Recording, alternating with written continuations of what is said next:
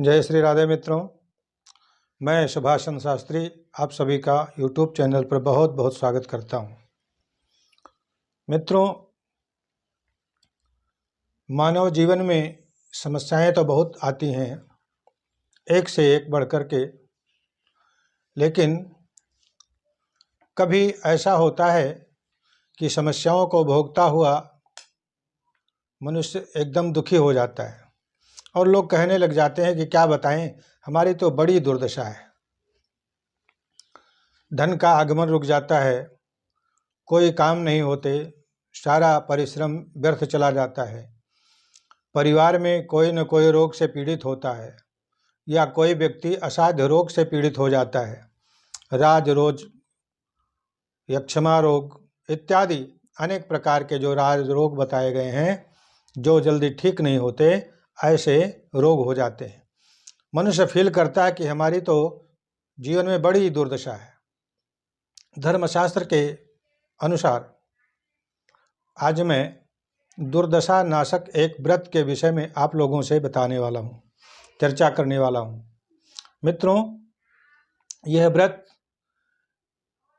मार्गशीर्ष मास शुक्ल पक्ष या माघ मास शुक्ल पक्ष या बैसाख मास के शुक्ल पक्ष की दशमी से शुरू किया जाता है। विशेष करके अगर दशमी तिथि शुक्ल पक्ष में रविवार के दिन पड़ जाए तो और ही उत्तम होता है।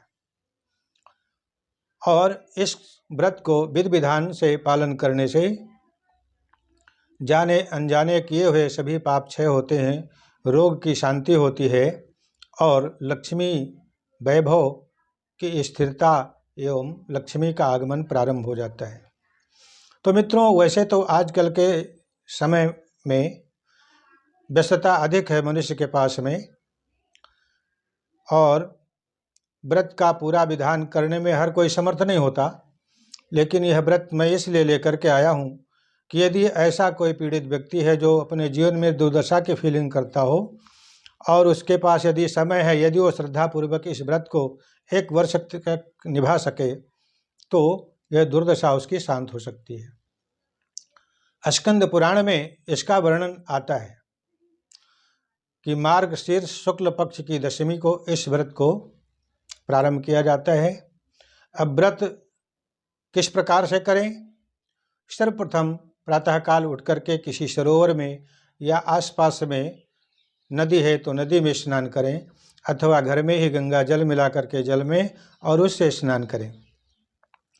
तत्पश्चात अपने पितृ देवता के निमित्त जल एवं अन्न का दान करें, अर्थात जल से उनका तर्पण एवं उनके निमित्त अन्न दान करके, और तत्पश्चात इस व्रत का संकल्प लें। भगवान के सामने उपस्थित होकर के भगवान सूर्य नारायण का विशेष पूर्वक ध्यान करके और इस व्रत का संकल्प लें। तत्पश्चात घर के आंगन में या जिस पूजा स्थल में आप बैठ पूजा करते हैं, जिस कमरे में, वहाँ पर आप धरती को शुद्ध करके तत्पश्चात 12 दल का एक फूल निर्माण करें।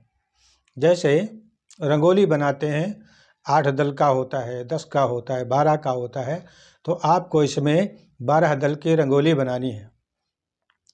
और उस रंगोलियों में 10 प्रकार की देवियाँ जिनके मैं नाम बता दे रहा हूँ, जो दुर्दशा के निवारण में सहायक होती हैं। दुर्मुखी, दीनबदना, मलिना, सत्यनाशिनी, बुद्धिनाशिनी, हिंसा, दुष्टा, मित्र विरोधिनी, उच्चाटनकारिणी एवं दुश्चिंत प्रदा, ये 10 प्रकार की देवियाँ हैं जो दुर्दशा में कारक होती हैं। इनकी पुतली बनाए। ये पुतली आप दर्भ से अर्थात कुशा से बना सकते हैं या किसी पीपल के या बट के, आम के इत्यादि पत्तों के साथ इस पुतली का आप निर्माण कर सकते हैं, छोटी छोटी बना करके। और जो आपने 12 दल का पुष्प निर्माण किया, रंगोली की तरह बनाया, अपने एक एक पर इनको रखें। और बीच में विधान यह है कि स्वर्ण निर्मित भगवान सूर्य की मूर्ति हो, अन्यथा तांबे से निर्मित हो, और यदि यह भी नहीं है तो एक सुपारी में कलावा लपेट करके और सबसे बीच में स्थापित कर दें और भगवान सूर्य की प्रतिष्ठा मानसिक रूप से कर लें। तत्पश्चात जल से स्नान कराएं, वस्त्र चढ़ाएं, चंदन, गंध, अक्षत, पुष्प इत्यादि धूप दीप करके और पूजन करें। तत्पश्चात इन पुतलियों का पूजन करें जो नाम मैंने अभी बताया। पुतलियों का पूजन करने के बाद में प्रतिष्ठा करें।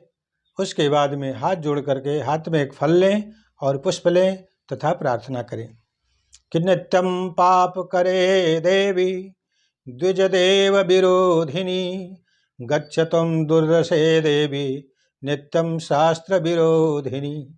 इस प्रकार से प्रार्थना करें। तत्पश्चात उन पुतलियों का विसर्जन करें और उसके बाद में जो बारीक धागा होता है या कच्चा सूत होता है, उस कच्चा सूत का 10 तार निकाल लें। 10 तार को एक साथ मिला करके उसमें 10 गांठ लगा लें। 10 गांठ लगा करके उसका भी गंध अक्षत पुष्प से पूजन करके तत्पश्चात दक्षिणा हाथ में कुछ रखें, एक लाल फल लाल फूल रखें और भगवान सूर्य नारायण से प्रार्थना करते हुए उसको अर्पण करना है। भास्करो बुद्धिदा चाचा द्रव्यस्थो भास्करः स्वयं भास्करस्तारको भाभ्याम भास्कराय नमोस्तुते। इस प्रकार भगवान भास्कर सूर्य नारायण की प्रार्थना करें और जो हाथ में आपने पुष्प लिया था, फल लिया था, भगवान सूर्य को चढ़ाया दक्षिणा समेत में, उसे बाद में आपको किसी व्यक्ति को दान में दे देना है। और इसके बाद में 10 पुतलियां और आपको बना करके रखनी है। इसी प्रकार से उनका भी पूजन करना है। उनका नाम मैं आपको बता दे रहा हूँ। उनका नाम है सुबुद्धिदा, सुखकारिणी, सर्वसंपत्तिदा, इष्टभोगदा, लक्ष्मी, कांतिदा, दुखनाशिनी, पुत्रप्रदा, विजया और धर्मदायिनी। ये 10 प्रकार की पुतली आपको इन पर सिंदूर या रोली चढ़ाएं तथा यथाशक्ति उपचार जो आपके पास में है गंधाक्षत पुष्प, धूप दीप इत्यादि से इनका पूजन करके तत्पश्चात में प्रार्थना करें। प्रार्थना करते हुए हाथ जोड़ करके बोलें कि विशुद्धवसनां देवीं सर्वाभरणभूषितां ध्यायेत् दशदशां देवीं वरदा भयदायिनीं। इस प्रकार से प्रार्थना करते हुए तत्पश्चात इनका विसर्जन करें और उसके उपरांत सात्विक भोजन एक समय करें। और यह विधान पूरे वर्ष तक यदि नियम के अनुसार दशमी तिथि में किया जाए तो पूर्व प्रारब्ध भी इससे नष्ट हो जाते हैं और जो असाध्य रोग शरीर में व्याप्त हो जाता है, चाहे वो स्त्रीजन्य हो, चाहे पुरुषजन्य हो, या कंड रोग हो या सफ़ेद दाग हो, ऐसे अनेक प्रकार के जो रोग हैं उनसे मुक्ति मिलती है तथा घर में सुख संपत्ति वैभव आदि की वृद्धि होती है। कहते हैं कि इस व्रत के विषय में नारद जी ने एक बार कश्यप ऋषि से पूछा था कि महाराज, मनुष्यों की दुर्दशा क्यों होती है, इसका कारण क्या है, इसके पीछे का जो भी कारण है वो आप हमें बताइए। तो कश्यप जी ने नारद जी को यह बताया कि हे नारद, यह दोष जो दुर्दशा संबंधी है किस कारण लगता है, सुनिए। तुस कहते हैं जैसे झाड़ू बुहारू पोछा जो आप करते हैं इत्यादि सामग्री, भस्म और मूसल जैसे गांव में होता है, धान वगैरह कूट के चावल निकालती हैं औरतें, उसे मूसल कहते हैं। इनका उल्लंघन करना, इनको पैर से आप बार बार लांघ जाते हैं, उल्लंघन करना, तथा कुमारी एवं रजकी अर्थात धोबिन और वृद्धा स्त्री के साथ में गमन करना, संयोग करना, अयोनि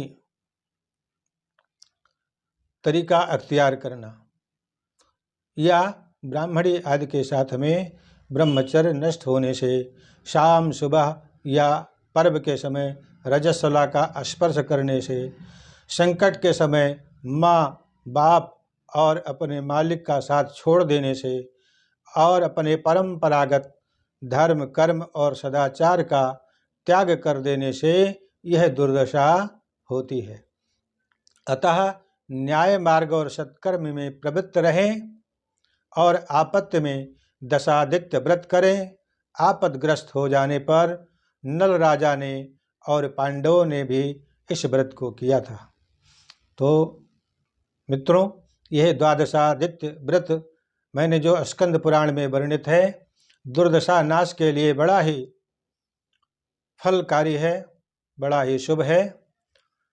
जिसे अपने जीवन में दुर्दशा महसूस हो रही हो कि हर प्रकार से हम पीड़ित हैं और व्यक्ति श्रद्धावान है, वह विधिपूर्वक इस व्रत को 1 वर्ष तक निभा करके और अपने दुर्दशा से मुक्ति प्राप्त कर सकता है।